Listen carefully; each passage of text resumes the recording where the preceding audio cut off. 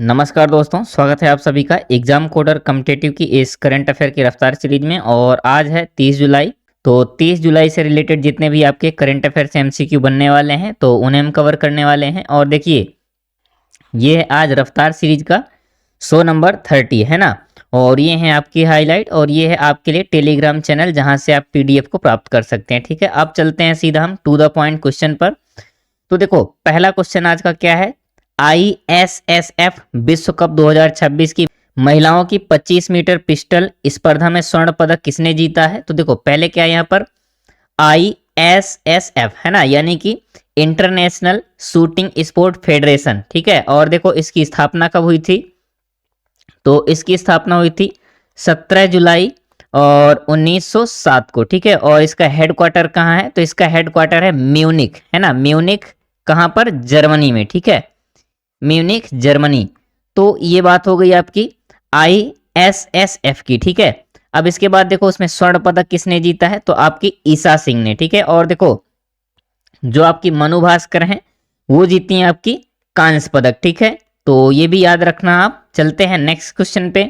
अब देखो next question है यहाँ पर, भारत सरकार ने परीक्षण के लिए RBI को किन मूल्य वर्ग के पॉलीमर बैंक नोट जारी करने की अनुमति दी है। तो देखो वो है आपके 10 और 20 रुपए के नोट, है ना। पॉलीमर यानी कि एक विशेष प्रकार के प्लास्टिक की नोट या प्लास्टिक की मुद्रा जारी करने के लिए अनुमति दी गई है। और अगर मैं आपसे बात करूं कि सबसे पहले प्लास्टिक की मुद्रा अपनाने वाला देश कौन सा है, तो वो है आपका ऑस्ट्रेलिया। कौन, ऑस्ट्रेलिया। ठीक है, ये जरूर याद रखिएगा, ऑस्ट्रेलिया। तो देखो ऑस्ट्रेलिया ने 1988 से, है ना, 1988 यानी कि 1988 से ही ये क्या है आपके पॉलीमर नोट को यूज करा है। ठीक है, और देखो अब बात करते हैं थोड़ा सा RBI की, है ना। देखो RBI को थोड़ा डीप में देख लेते हैं। सबसे पहले RBI मतलब कि रिजर्व बैंक ऑफ इंडिया। और देखो इसकी स्थापना कब हुई थी। तो 1 अप्रैल 1935। ठीक है, मुख्यालय कहाँ है। तो देखो वर्तमान में इसका मुख्यालय कहाँ है, आपके मुंबई महाराष्ट्र में है। और ये किस एक्ट के तहत मतलब क्या है स्थापित किया गया था।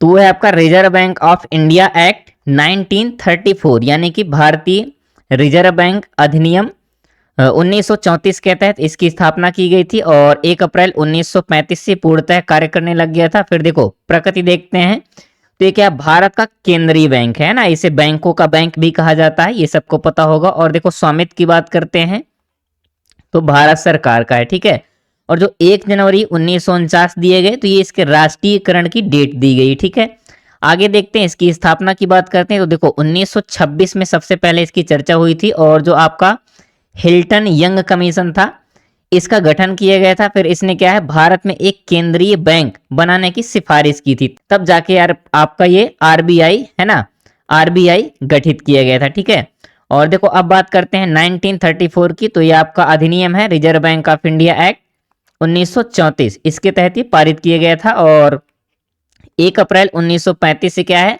RBI ने आधिकारिक रूप से कार्य करना प्रारंभ कर दिया था। अब देखो मुख्यालय की बात करते हैं। तो इसका प्रारंभिक मुख्यालय कहाँ पर था, यानी कि जो जब स्थापना हुई थी तब मुख्यालय कहाँ था। तो आपका कोलकाता में, यानी पश्चिम बंगाल में। ठीक है, इसके बाद देखो 1937 में यानी 1937 में इसके मुख्यालय को स्थानांतरित किया गया कहाँ, मुंबई महाराष्ट्र में। ठीक है, और जो 1 जनवरी 1949 है तो RBI का राष्ट्रीयकरण हुआ और ये पूर्णतः क्या है भारत सरकार के स्वामित्व में आ गया। ठीक है, अब देखो RBI का आदर्श वाक्य क्या है। तो डेवलपिंग विद स्टेबिलिटी, है ना, यानी कि स्थिरता के साथ विकास। और देखो अब बात करते हैं इसके प्रतीक की। तो इसका प्रतीक है क्या है, रॉयल बंगाल टाइगर हो गए, और क्या है पाम ट्री। ठीक है, इसका प्रतीक है। अब बात करते हैं गवर्नर की। तो देखो वर्तमान में कौन है, संजय मल्होत्रा जी हैं और 1 दिसंबर 2024 से हैं। और ये RBI के 26वें गवर्नर हैं। ठीक है, अब बात करते हैं प्रथम गवर्नर की। तो देखो सबसे पहले जब स्थापना हुई थी तो वो थे आपके सर ऑसबोर्न स्मिथ। कौन, सर ऑसबोर्न स्मिथ। और अगर बात करते हैं प्रथम भारतीय गवर्नर की तो वो कौन थे आपके CD देशमुख। कौन है, CD देशमुख। और बात करते हैं सबसे लंबे समय तक गवर्नर, तो वो है आपके बेनेगल रामाराव। कौन, बेनेगल रामाराव, लगभग 7 वर्ष तक थे। ठीक है, और अब चलते हैं नेक्स्ट क्वेश्चन में। तो देखो नेक्स्ट क्वेश्चन है आपका, राष्ट्रमंडल खेल 2026 में महिला 53 किलोग्राम भारोत्तोलन स्पर्धा में रजत पदक किसने जीता है। तो वो है आपकी कौन, ज्ञानेश्वरी यादव। कौन, ज्ञानेश्वरी यादव। अब देखो यहाँ बात कर लेते हैं थोड़ा सा राष्ट्रमंडल खेल की, है ना। तो देखो स्थापना कब की गई थी, ये हम ऑलरेडी एक क्लास में डिस्कस भी कर चुके हैं। तो 1930 में स्थापना की गई थी और जो पहला आपका आयोजन था वो आपका कनाडा यानी हैमिल्टन में किया गया था। और इसका पहला नाम क्या था, तो ब्रिटिश एम्पायर गेम नाम था। फिर देखो इसके नेम में कई बार परिवर्तन हुआ है। तो देखो 1930 से 1950 तक क्या नाम था, तो आपका ब्रिटिश एम्पायर गेम। फिर देखो 1954 से 1966 तक इसका क्या नाम था, तो British Empire and Commonwealth game. और फिर 1970 से 1974 तक ब्रिटिश कॉमनवेल्थ गेम, है ना। और फिर देखो 1978 से जो अभी तक चल रहा है तो कौन सा, कॉमनवेल्थ गेम, ठीक है। अब बात करते हैं आगे इसके आयोजन की। तो देखो हर 4 वर्ष में आयोजित होते हैं और इनका संचालन जो कॉमनवेल्थ स्पोर्ट है उसके द्वारा किया जाता है। और सदस्य देश की बात करते हैं तो आपके राष्ट्रमंडल में लगभग कितने, 56 सदस्य देश हैं और अधिकांश पहले से ब्रिटिश साम्राज्य का जो हिस्सा रह चुके हैं, ठीक है। अब भारत की पहली स्वर्ण पदक विजेता कौन थी, तो वो है आपके राशिद अनवर थे। और किसमें, कुश्ती में, ठीक है। और कब, तो ये भी याद रखना 1958 में, ठीक है। आगे चलते हैं और देखते हैं भारत में कब आयोजन हुआ था। तो देखो जवाहरलाल नेहरू स्टेडियम दिल्ली के मतलब विभिन्न स्थलों पर आयोजित किया गया था और वर्ष 2010 में, ठीक है। मेजबान शहर आपका दिल्ली हो गया। और उस टाइम पर ये कई बार पूछा गया है क्या, मॉस्कोट यानी कि शुभंकर क्या था, तो वो था आपका सेरा, ठीक है। अब बात करते हैं 23वें राष्ट्रमंडल खेल की। तो देखो अभी 26 का है यानी 2026 का, कहाँ आयोजित किया गया, तो ग्लासगो और 23 जुलाई से 2 अगस्त तक, ठीक है। अब बात करते हैं प्रीवियस यानी कि 2022 के राष्ट्रमंडल खेल की। तो देखो वो 22 में थे और कहाँ आयोजन किया गया था, तो बर्मिंघम में 28 जुलाई से 8 अगस्त 2022 तक, ठीक है। अब चलते हैं आगे और नेक्स्ट देखते हैं। अब देखो नेक्स्ट क्वेश्चन है आपका, जीरो FIR प्रणाली किस राज्य सरकार ने शुरू की है, तो आपका गुजरात राज्य सरकार है। और देखो एक टोल फ्री नंबर भी जारी किया गया है, ठीक है। आगे चलते हैं और नेक्स्ट देखते हैं। अब देखो कॉमनवेल्थ गेम से कई सारे क्वेश्चन हैं। तो राष्ट्रमंडल खेल 2026 में पुरुष 79 किलोग्राम भारोत्तोलन स्पर्धा में रजत पदक किसने जीता है, तो देखो पुरुष में है आपके अजय बाबू, ठीक है, याद रखिएगा। नेक्स्ट देखते हैं राष्ट्रमंडल खेल 2026 में पुरुषों की ऊंची कूद स्पर्धा में रजत पदक किसने जीता है, तो वो है आपके सर्वेश अनिल कुसारे। कौन है, सर्वेश अनिल कुसारे, ठीक है। आगे चलते हैं। अब देखो नेक्स्ट है आपका राष्ट्रमंडल खेल 2026 में महिला F57 60 फुट स्पर्धा में स्वर्ण पदक किसने जीता है, तो वो है आपकी शर्मिला धनकर। कौन है, शर्मिला धनकर, ठीक है। आगे चलते हैं और नेक्स्ट देखते हैं। अब देखो नेक्स्ट एंड लास्ट क्वेश्चन है आपका, संयुक्त राष्ट्र महासभा ने अंतरराष्ट्रीय मित्रता दिवस की घोषणा किस प्रस्ताव के माध्यम से किया है, तो देखो वो है आपका प्रस्ताव 65/275, ठीक है, यानी कि प्रस्ताव 65/275। इसके तहत क्या है, अंतरराष्ट्रीय मित्रता दिवस की घोषणा की गई है, ठीक है। अब देखो यहां अगर दिवस की बात आई है तो चलो फिर जुलाई के जितने भी दिवस हैं इंपॉर्टेंट तो उन्हें एक बार देख लेते हैं। तो देखो सबसे पहले 1 जुलाई को क्या क्या मनाया जाता है, तो राष्ट्रीय डॉक्टर दिवस हो गया और चार्टर्ड अकाउंटेंट दिवस हो गया और फिर है आपका वस्तु एवं सेवा कर दिवस। फिर देखो 2 जुलाई की बात करते हैं तो यहाँ पर है विश्व खेल पत्रकार दिवस और 2 जुलाई को क्या है, तो विश्व UFO दिवस, है ना। इसके बाद देखो 3 जुलाई की बात करते हैं तो 3 जुलाई को अंतरराष्ट्रीय प्लास्टिक बैग मुक्ति दिवस। फिर आपके 7 जुलाई को विश्व चॉकलेट दिवस और 11 जुलाई को विश्व जनसंख्या दिवस, 12 जुलाई को मलाला दिवस। फिर इसके बाद है 15 जुलाई को विश्व युवा कौशल दिवस और 17 जुलाई को अंतरराष्ट्रीय अपराध न्याय दिवस। इसके बाद है 18 जुलाई को नेल्सन मंडेला अंतरराष्ट्रीय दिवस। फिर देखो 24 जुलाई को क्या है, तो अंतरराष्ट्रीय स्व देखभाल दिवस। इसके बाद 25 जुलाई को विश्व IVF दिवस और 26 जुलाई को है कारगिल विजय दिवस। इसके बाद देखो 27 जुलाई को है CRPF स्थापना दिवस। 28 जुलाई को है विश्व हेपेटाइटिस दिवस और 28 जुलाई को और क्या क्या मनाया जाता है, तो आपका विश्व प्रकृति संरक्षण दिवस, ठीक है। अब बात करते हैं 29 जुलाई को, तो देखो 29 जुलाई को मनाया जाता है अंतरराष्ट्रीय बाघ दिवस और 30 जुलाई को व्यक्तियों के अवैध व्यापार के खिलाफ दिवस और क्या है, अंतरराष्ट्रीय मित्रता दिवस, ठीक है। तो ये रहे आपके जुलाई के इंपॉर्टेंट डेज। और अब देखो अब चलते हैं आपके आज के वन लाइनर पर। तो देखो पहला क्वेश्चन कौन सा है, ISSF विश्व कप 2026 की महिलाओं की 25 मीटर पिस्टल स्पर्धा में स्वर्ण पदक किस भारतीय खिलाड़ी ने जीता है, तो आपकी ईसा सिंह, ठीक है। नेक्स्ट है राष्ट्रमंडल खेल 2026 में पुरुष 79 किलोग्राम भारोत्तोलन स्पर्धा में रजत पदक किस खिलाड़ी ने जीता है? तो वो है आपके अजय बाबू, ठीक है।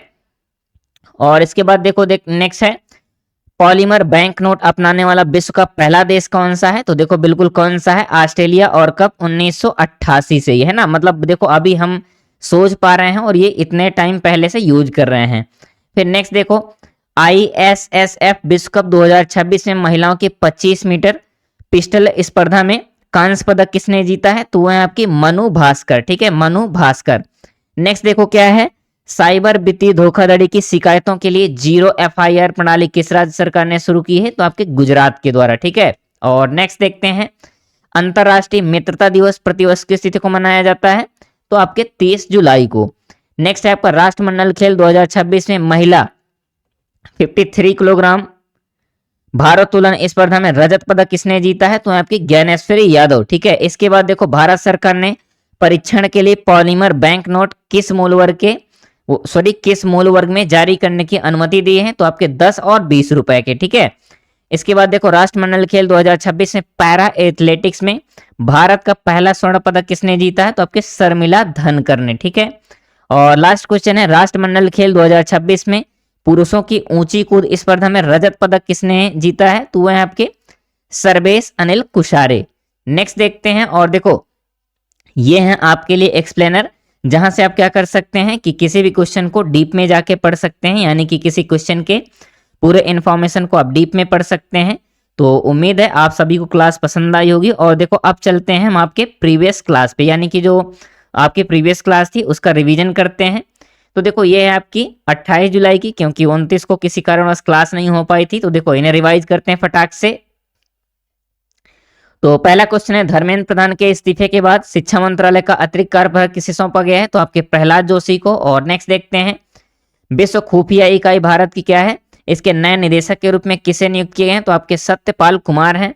नेक्स्ट देखते हैं, राष्ट्रमंडल खेल 2026 में भारत का पहला स्वर्ण पदक किसने जीता है? तो आपकी मीराबाई चानू है। और नेक्स्ट देखते हैं, कृषि अरण्य प्रोत्साहन योजना किस राज्य सरकार द्वारा संचालित की जा रही? तो आपके कर्नाटक राज्य सरकार द्वारा, ठीक है। इसके बाद देखो, HCL टेक का AI डेटा सेंटर और वैश्विक प्रौद्योगिकी केंद्र किस राज्य में स्थापित किया जाएगा? तो आपके ओडिशा में। नेक्स्ट देखते हैं, नेक्स्ट आपका यूनेस्को विश्व धरोहर सूची में शामिल होकर सारनाथ भारत का कौन सा विश्व धरोहर स्थल बन गया है? तो आपका 45वां, ठीक है। और देखो इसके बाद नेक्स्ट है, बिट चैट किस तकनीकी पर आधारित विकेंद्रीकृत मैसेजिंग प्लेटफॉर्म है? तो पहले तो देखो बिट चैट को याद रखना क्या है, एक प्रकार का विकेंद्रीकृत मैसेजिंग प्लेटफॉर्म है। और ये आधारित किस पर है? तो ब्लूटूथ, लो एनर्जी और क्या है, मेश नेटवर्क टेक्नोलॉजी पर आधारित है, ठीक है। और देखो लास्ट क्वेश्चन है, APJ अब्दुल कलाम को किस उपनाम से जाना जाता है? तो मिसाइल मैन ऑफ इंडिया, ठीक है। और देखो अब चलते हैं प्रीवियस वन लाइनर पर। तो देखो सबसे पहला क्वेश्चन, धर्मेंद्र प्रधान के इस्तीफे के बाद शिक्षा मंत्रालय का कार्यभार किसे सौंपा गया है? तो आपके प्रहलाद जोशी को। इसके बाद HCL टेक का 15,000 करोड़ का AI डेटा सेंटर एवं ग्लोबल टेक्नोलॉजी सेंटर किस राज्य में स्थापित किया जाएगा? तो आपके ओडिशा में। फिर है, बिट चैट किस तकनीकी पर आधारित विकेंद्रीकृत मैसेजिंग प्लेटफॉर्म है? तो Bluetooth, low energy, mesh technology या मेश नेटवर्क पर आधारित है। इसके बाद राष्ट्रमंडल खेल 2026 में भारत का पहला स्वर्ण पदक किस खिलाड़ी ने जीता है? तो आपकी मीराबाई चानू। और देखो आपके राष्ट्रमंडल खेल 2026 में मीराबाई चानू और लवलीना बोर्गोहेन ये क्या है, आपके ध्वज वाहक भी रहे हैं, ठीक है। तो इन्हें आप याद रखिएगा। नेक्स्ट देखते हैं, जुलाई 2026 में यूनेस्को विश्व धरोहर सूची में शामिल होकर भारत का 45वां विश्व धरोहर स्थल कौन बन गया है? तो आपका सारनाथ, ठीक है।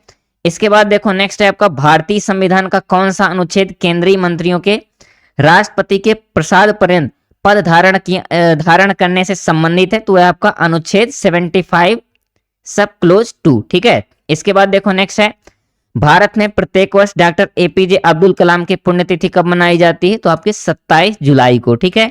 इसके बाद देखो, वित्तीय खुफिया इकाई भारत के किस मंत्रालय के अधीन कार्य करती है? तो आपके वित्त मंत्रालय के अधीन। और नेक्स्ट है, कर्नाटक की कृषि अरण्य प्रोत्साहन योजना का मुख्य उद्देश्य क्या है?